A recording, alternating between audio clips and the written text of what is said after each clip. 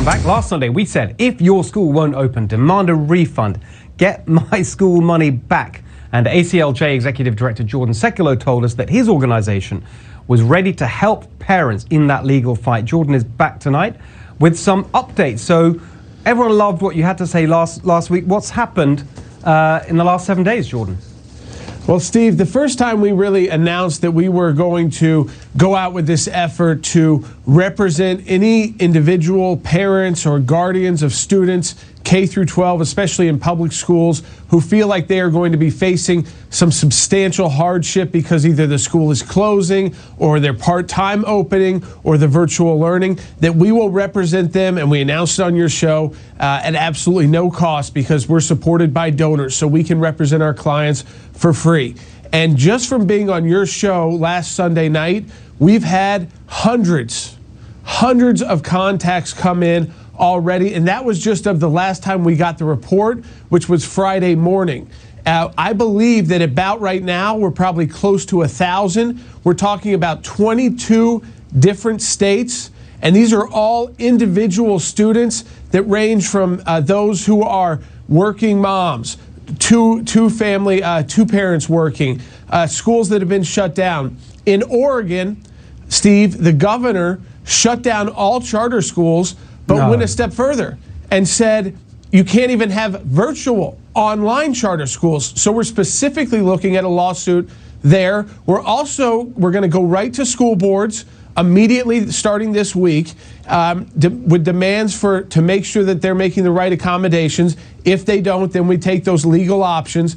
And then the second part of this too that I think is so important is that there's an equal protection issue here as well for those who are in underserved communities and facing economic hardship. We can't go back to a time of separate but equal, which in this case it would actually be separate but unequal. And so there are claims that can be made there as well. It's been done before. So now that we've done this legal research, we've got our attorneys ready to go out across the country to represent these families, whether it is virtually appearing before courts, virtually appearing before school boards, or being at the courts if they're open, or being at the school boards if they're open. But this work, I mean, now that we are collecting because of being on your show, and now we're talking about it more, we are expanding our efforts and we're taking it to that next level. Jordan, I'm so thrilled listening to you describe that reaction and the way that you're stepping up to support it. Absolutely fantastic. Before I get you to repeat the information so anyone can respond, I just want to make one point. That Oregon story you just gave there is so indicative of the problem here, because that's stopping the virtuals, that is entirely driven by the corruption of teacher union donations to Democrat politicians, which you see all around the country. There's no other explanation for why you would want to stop charter schools even doing virtual stuff, right? And one of those 22 states that came in, of course, was Oregon. But the fact that the Democrat governor of Oregon, Kate Brown, would shut down all charter schools and then say, and by the way, those charter schools can't even virtually operate, it is disgraceful, it is wrong, and that is one I think we will certainly be in court in. So you can see how, I just want people to understand out there how individually we represent people. So we talk about these 22 different states so far and hundreds, but everybody's got an individual situation, and we've got the attorneys ready to help each one of them. So just remind us very quickly, we've got to go, but where should people go if they're watching now, either they or someone they know wants to move this forward? Where should they go?